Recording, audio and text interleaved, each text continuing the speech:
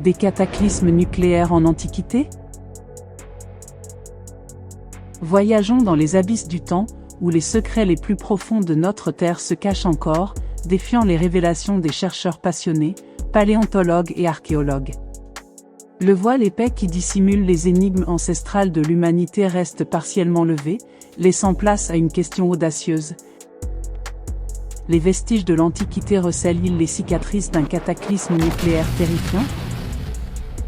Dans les recoins mystérieux de l'Irlande et de l'Écosse, des vestiges énigmatiques émergent de l'obscurité du passé. Des forteresses circulaires, jadis robustes, aux remparts de granit, témoignent d'un phénomène étrange, la vitrification. Ces lieux énigmatiques, surnommés les forts vitrifiés, portent les marques d'une chaleur titanesque, une chaleur si intense qu'elle a fait fondre et fusionner le granit lui-même. Une température dépassant l'incroyable seuil de 1000 degrés Celsius. Une galerie impressionnante de forteresses vitrifiées s'étend devant nous, comme autant de pages énigmatiques de l'histoire. En Écosse, 10 sites évoquent le souvenir d'un passé insondable, tandis qu'en Irlande, 3 lieux mystérieux suscitent la curiosité des chercheurs. Et au-delà de ces terres insulaires, la France dévoile son propre chapitre, avec plus de 70 sites recensés, où les ruines autrefois solides ont succombé à un phénomène inouï, laissant place à des vestiges calcinés ou vitrifiés. Mais ce mystère ne se limite pas aux frontières des cartes géographiques. Il se déploie avec une portée universelle. Les experts en archéologie et en paléontologie du monde entier scrutent ces énigmes en quête d'une vérité enfouie depuis des millénaires. Ainsi, ces sites distants sont reliés par un fil invisible de questionnement.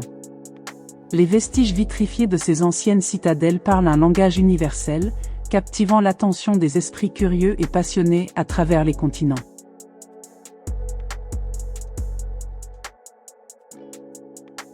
Chers explorateurs, bonjour et bienvenue pour un voyage dans le temps, où les secrets enfouis depuis des millénaires défient notre compréhension moderne. Est-ce que l'Antiquité lointaine a été témoin d'un conflit nucléaire impensable? Nous allons scruter les indices cryptiques laissés dans le sillage de l'histoire humaine. Notre destination, les légendaires cités de Sodome et Gomorrhe, ces icônes gravées dans l'histoire en lettres de feu et de verre. Les noms résonnent à travers les âges, évoquant des cités bibliques enveloppées de mystères, parfois surnommées « pécheresses » dans les récits millénaires, prétendument châtiées par la colère divine elle-même. Notre enquête est une invitation à plonger dans un monde où le passé et le présent se rejoignent, où le mystère fusionne avec la science pour éclairer d'une lueur nouvelle l'histoire de notre humanité.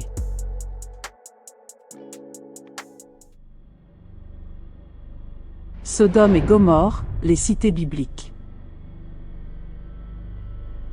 Dans la tradition biblique, ces villes jadis florissantes s'étendaient au sud de la mer Morte, dans les terres qui forment aujourd'hui la Jordanie. L'histoire gravée dans les textes sacrés nous narre l'un des plus terrifiants récits. Sodome, où résidait Lot, parent d'Abraham, et la cité voisine de Gomorrhe, sont engloutis sous un déluge de soufre et de feu, conséquence de la colère divine. Leurs péchés, sujet de débats passionnés, englobent l'orgueil, l'inhospitalité, les abus sexuels et même l'homosexualité. Au fil du temps, ces histoires ont laissé des empreintes dans diverses cultures. Le Coran évoque la destruction de la cité de Lot et des îles renversées, sans toutefois les nommer explicitement. Ce n'est qu'au IVe siècle que saint Augustin d'Hippone, érudit chrétien, associe pour la première fois les péchés des habitants de Sodome à l'homosexualité.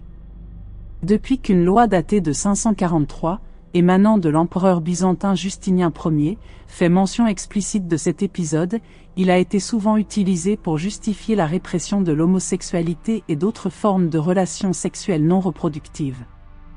Au cœur du livre de la Genèse, un récit biblique puissant se dessine, porteur de drame et de jugement céleste. L'histoire s'enclenche lorsque le cri de Sodome, ville dont le péché est énorme, monte aux cieux, alertant le Tout-Puissant. Résolu à punir les habitants de Sodome, Dieu orchestre une séquence tragique qui plonge la ville dans les abîmes de la destruction. 2 anges sont dépêchés pour vérifier la véracité des actes impies, et ils se rendent à Sodome. Lot, le neveu ou le frère d'Abraham, devient le protagoniste central de cette histoire. Il accueille les anges chez lui, mettant une preuve incontestable de son hospitalité. Cependant, l'ombre sinistre des habitants de la ville s'abat sur sa demeure.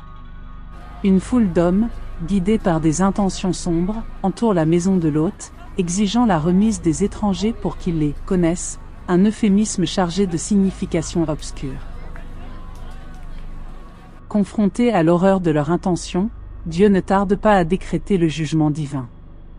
Le feu et le soufre se déversent du ciel, engloutissant Sodome dans un cataclysme terrifiant.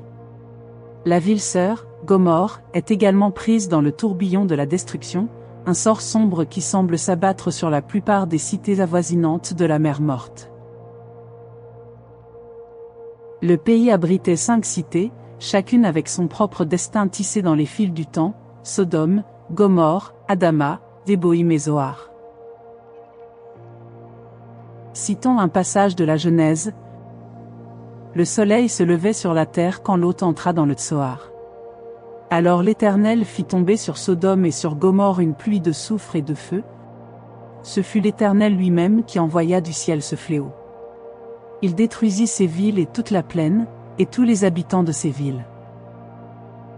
La femme de Lot regarda en arrière, et elle devint une statue de sel. Abraham se leva de bon matin et se rendit à l'endroit où il s'était tenu en présence de l'Éternel. De là, il tourna ses regards du côté de Sodome et de Gomorrhe et vers toute l'étendue de la plaine, et il vit monter de la terre une fumée, semblable à la fumée d'une fournaise.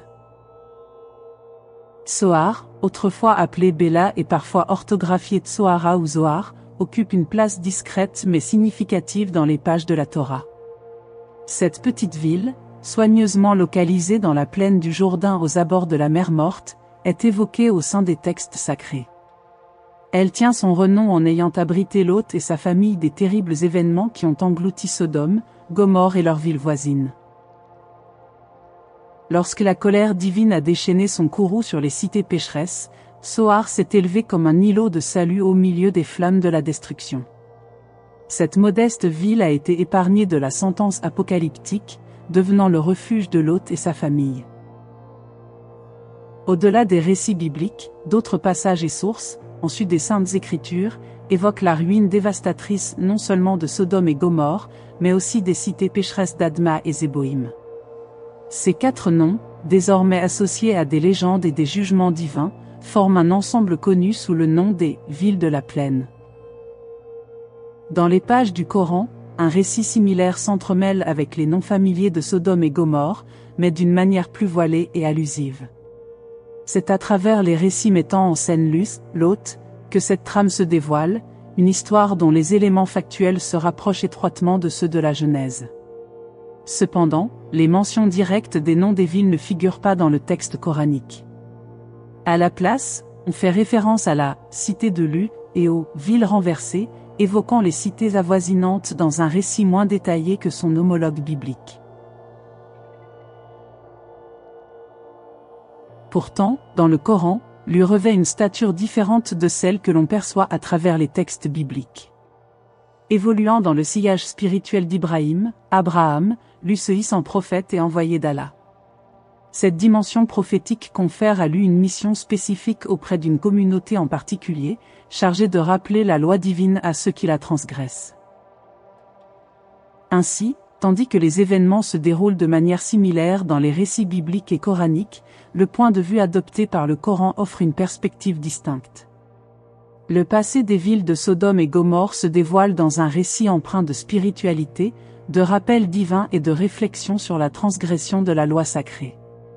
Ces « villes de la plaine », une fois riches, remplies de vie et de promesses, ont sombré dans l'obscurité du passé, leur nom devenant symbole des conséquences de l'impénitence. Tout en débattant des subtilités de leur chute, nous scrutons les vestiges de ces cités, à la recherche des indices qui pourraient dévoiler la vérité cachée derrière le voile du temps.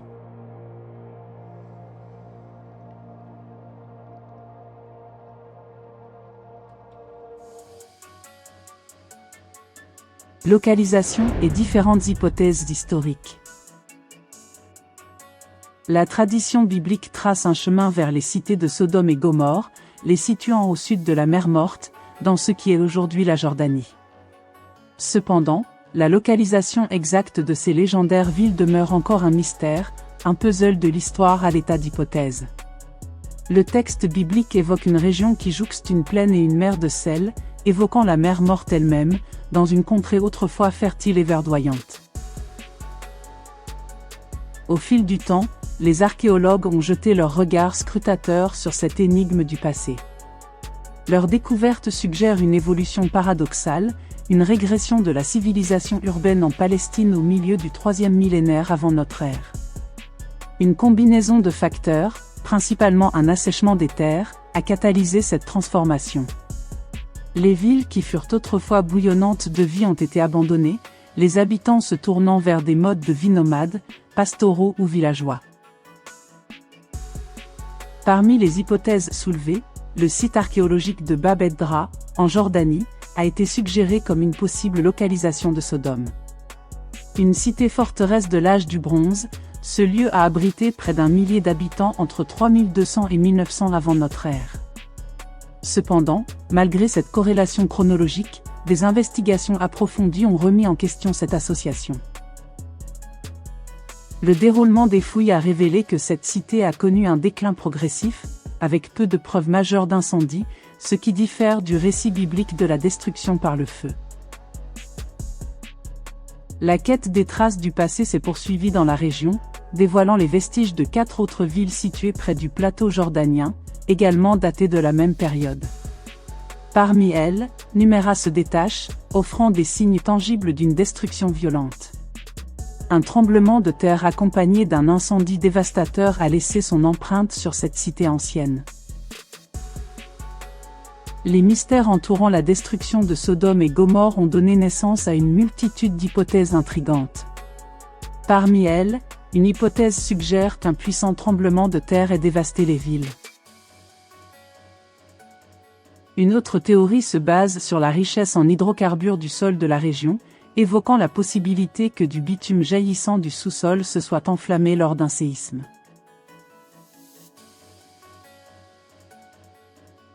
En 2019, un nouvel élément captivant est entré en scène avec la découverte de Tol el-Hammam, une cité de l'âge du bronze moyen située au sud de la vallée du Jourdain, près de la mer Morte. Cette ville aurait été identifiée comme correspondant probablement à la Sodome biblique, avec des preuves suggérant une dévastation massive. Des hypothèses audacieuses ont émergé, avançant l'idée que cette destruction pourrait être attribuée à une explosion météoritique dans l'atmosphère, surpassant même en énergie celle de la bombe atomique d'Hiroshima. La recherche scientifique complexe se mêle à des enjeux de foi et d'interprétation, tandis que la quête pour percer les secrets de Sodome et Gomorrhe se poursuit, nous rappelant que les vérités du passé peuvent être aussi énigmatiques que captivantes. Du mythe à la réalité. Tout comme la légendaire Troie et la majestueuse Babylone, Sodome et Gomorrhe se dressent comme des phares de fantasmes et de réalité, où les frontières entre mythe et histoire semblent parfois floues.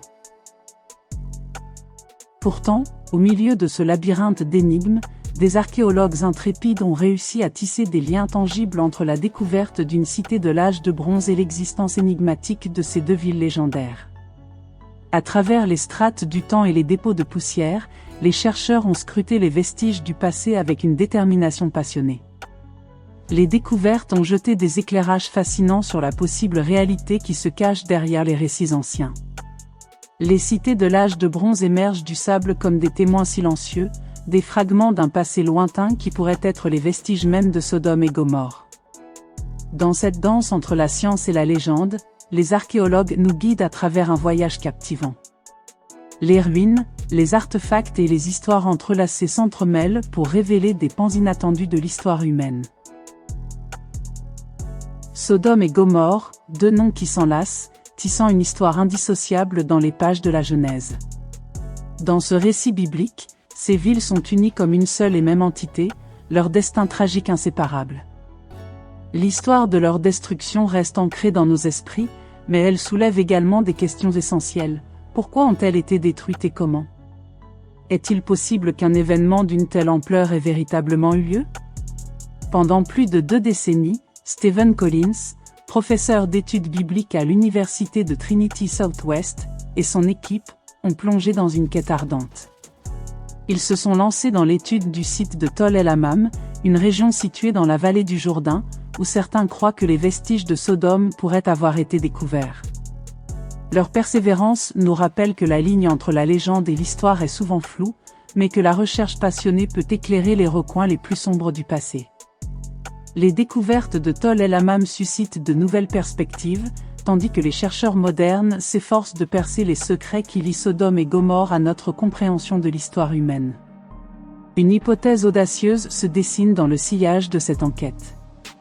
Les chercheurs avancent que la pluie de destruction décrite dans les textes bibliques pourrait être liée à un phénomène cosmique, l'impact d'une météorite. Les indices archéologiques renforcent cette théorie intrigante. Des signes de chaleur extrême en surface, observés sur des poteries découvertes dans la région, suggèrent une force cataclysmique à l'œuvre. De plus, des éléments laissent entendre qu'un déversement massif de saumure provenant de la mer Morte aurait engendré la destruction des terres agricoles et des récoltes. Dans cette toile complexe, l'hypothèse d'une explosion dans l'atmosphère d'un corps céleste gagne en pertinence. Cette hypothèse suggère que l'onde de choc thermique produite par l'impact aurait projeté une partie de l'eau de la mer Morte, déclenchant ainsi une pluie de destruction telle que décrite dans les textes bibliques. Les chercheurs ont tracé une image saisissante de Tol el-Hammam, une cité qui aurait été rayée de la carte il y a environ 3600 ans. L'origine de cette destruction spectaculaire est mise en relation avec l'explosion d'une météorite similaire à celle qui a illuminé le ciel de Tunguska en Sibérie en 1908. Cette évocation nous fait remonter à l'apogée de cette ville où Tol el-Hammam s'étendait sur 10 fois la taille de Jérusalem et 5 fois celle de Jéricho. Majestueuse, elle trônait fièrement sur les hauteurs du sud de la vallée du Jourdain, au nord-est de la mer Morte. Dans cette région chargée d'histoire, la complexité culturelle de nos ancêtres s'est épanouie, insufflant à cet endroit une signification particulière. Les archéologues sont attirés par cette terre qui porte les empreintes du passé, une terre où les échos des événements anciens semblent encore vibrer dans les strates du temps. Tol el-Hammam éveille notre imagination sur le mode de vie florissant de nos ancêtres et sur le choc cataclysmique qui a éteint la lumière de cette cité. Il faut préciser que l'explosion de Tunguska en 1908 était probablement causée par un astéroïde ou une comète qui a explosé en altitude au-dessus de la Sibérie, créant une explosion aérienne puissante. Les modèles et les interprétations des chercheurs convergent vers une théorie intrigante. Une météorite aurait été le déclencheur de la montée brutale de la température qui a bouleversé la ville de Tol el-Hammam. Une météorite qui, en passant au-dessus de cette cité, aurait provoqué une explosion d'une ampleur semblable à celle qui avait secoué la région de Tunguska en 1908, déracinant plus de 80 millions d'arbres et marquant durablement le paysage. Cependant, la météorite qui a frappé Tol el-Hammam n'a pas seulement marqué la nature, elle a également balayé toute trace de vie humaine. Filant à une vitesse vertigineuse de plus de 60 000 km/h, l'impact a déclenché une explosion environ 1000 fois plus puissante que celle de la bombe atomique d'Hiroshima. Une onde de choc foudroyante s'est ensuite propagée à quelques 1200 km, laissant un sillage de désolation derrière elle.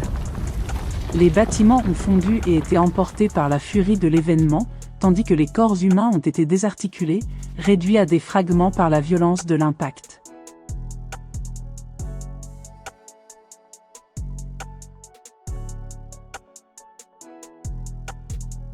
Les chercheurs, forts de découvertes exceptionnelles sur le terrain, avancent que de nombreux éléments concordent avec la thèse d'une météorite à l'origine de la destruction. Ces indices apportent une nouvelle lumière à la question. La présence de quartz choqué, formé sous des pressions extrêmement élevées, jusqu'à 5 gigapascales, évoque une puissante force à l'œuvre. Les minuscules diamonoïdes, semblables à des diamants miniatures, révèlent une histoire complexe de changements de température et de pression brutaux qui ont transformé le bois et les plantes en joyaux microscopiques. D'autres éléments sont encore plus troublants. Certains échantillons présentent une teneur en sel exceptionnellement élevée, atteignant 25%, tandis que la moyenne des sédiments locaux est d'environ 4%. Cette découverte suggère que l'impact de la météorite aurait pu atteindre la mer Morte, une source naturelle de sel. Les cristaux de sel se seraient alors répandus, transportant les signes de la catastrophe cosmique au loin. Cette dévastation n'aurait pas atteint seulement Tol el-Aman, mais également des villes voisines telles que Tel es-Sultan et Tol Narin, toutes deux marquées par des destructions violentes à la même période. Il est possible que la salinité intense des sols, rendant la croissance végétale impossible, ait été un facteur déterminant dans le départ des derniers habitants vers des contrées nouvelles. Les preuves de réinstallation à Tol el-Aman ne se manifestent que bien plus tard, environ 600 ans après la dévastation initiale.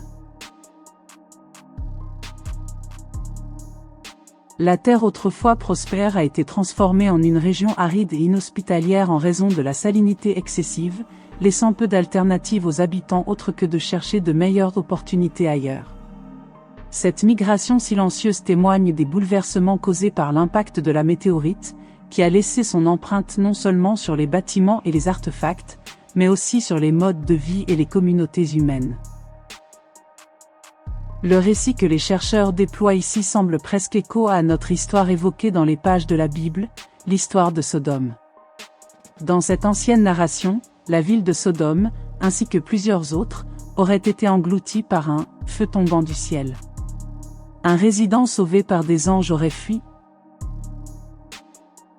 tandis que sa femme, désobéissant à l'avertissement, aurait été métamorphosée en statue de sel, une image saisissante qui résonne encore dans l'imaginaire collectif. Les parallèles entre cette narration biblique et les découvertes scientifiques sont frappants. L'histoire s'inscrit dans la continuité de l'explosion aérienne d'une météorite, une interprétation qui trouve un écho avec les récits anciens. Cependant, James Kennett, professeur émérite au département des sciences de la Terre de l'UCSB, souligne avec justesse qu'il n'existe pas de preuves scientifiques concluantes qui établissent de manière définitive que Tol el-Aman et la ville de Sodome ne sont qu'une seule et même entité. Cependant, pour le professeur Stephen Collins, le site de Tol el-Aman incarne tous les critères de la ville de Sodome, telle qu'elle est décrite dans la Bible. Les indices découverts dans cette région dévoilent une convergence étonnante avec le récit ancien, laissant entrevoir une possible réconciliation entre la science et la légende. C'est avec une conviction similaire à celle d'Heinrich Schliemann, qui croyait en l'existence de Troie et s'est lancé dans des fouilles inspirées des récits d'Homère, que l'archéologue Stephen Collins a entamé un voyage similaire. Convaincu que les descriptions bibliques de Sodome sont fondées, Collins a initié le Tol el-Aman Excavation Project, une quête archéologique sur le site de Tol el-Aman, en collaboration avec des collègues. Le parallèle avec l'Atlantide de Platon et la civilisation crétoise ravagée par l'éruption de Santorin montre que les textes anciens peuvent être des sources précieuses pour guider les explorations archéologiques. Les recherches dans le cadre de l'archéologie biblique ont une histoire riche et complexe, marquée par la volonté de dévoiler les secrets enfouis du passé. Grâce aux efforts de chercheurs comme Stephen Collins, ces fouilles nous offrent un aperçu fascinant de l'histoire ancienne et élargissent notre compréhension des événements qui ont forgé notre monde. De mystères anciens à la lumière des découvertes modernes, le passé de notre planète continue d'intriguer et de fasciner. Parmi les énigmes qui ont résisté à l'épreuve du temps, les forts vitrifiés se dressent tels des vestiges énigmatiques d'un passé lointain. Ces structures circulaires au granit vitrifié, disséminées à travers des contrées lointaines, sont des témoins silencieux d'un phénomène qui a alimenté les spéculations et les conjectures depuis des siècles. Le mystère s'épaissit alors que nous contemplons ces vestiges et leurs mystérieuses origines, laissant libre cours à notre imagination. Cependant, l'une des sagas les plus célèbres de l'Antiquité continue de hanter notre conscience, l'histoire des cités bibliques de Sodome et Gomorrhe. Ces villes, mentionnées dans la Genèse et associées à la colère divine, sont à la croisée de l'histoire, de la foi et de la science. Alors que les détails exacts de leur destinée restent emprisonnés dans les brumes du temps, les chercheurs contemporains se lancent dans une quête passionnante pour démêler les fils du récit biblique et des indices archéologiques. Entre les remparts vitrifiés des forts antiques et les récits bibliques de Sodome et Gomorrhe, se dessine un tableau complexe et énigmatique. Certains osent l'hypothèse audacieuse que ces mystérieuses cités auraient été les témoins de phénomènes cataclysmiques inexpliqués, peut-être des explosions atomiques qui ont secoué notre planète dans des temps reculés, ou encore des détonations cosmiques provoquées par des astéroïdes en collision avec notre planète.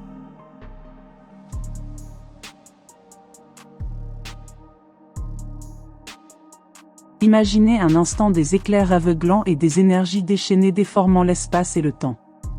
Ces événements dévastateurs laisseraient des marques indélébiles sur la Terre et dans les mémoires collectives, se transformant en récits sacrés qui transcendent les époques.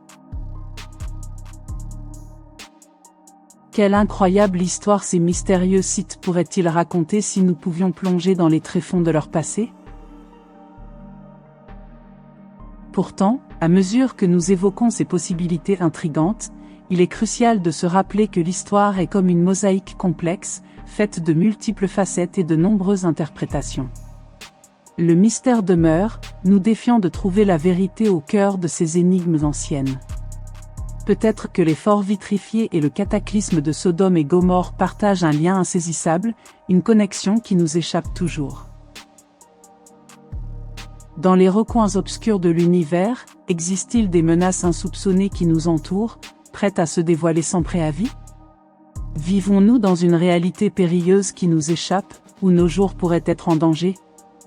Les histoires de notre passé lointain nous apportent l'écho des forces des éléments qui ont jadis engendré des cataclysmes impitoyables.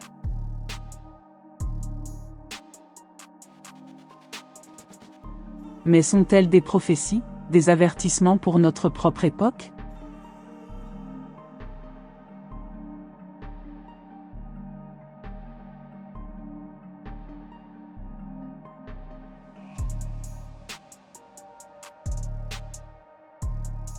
Avec humilité, nous contemplons ces questionnements sans réponse, comme les astronomes scrutant les étoiles lointaines. Peut-être sommes-nous à l'aube de révélations qui transcenderont notre compréhension actuelle, ou peut-être sommes-nous destinés à poursuivre notre chemin dans l'ombre des inconnus. Le futur, ce livre encore non écrit, détient la clé de ces énigmes, tout en gardant ses secrets bien gardés.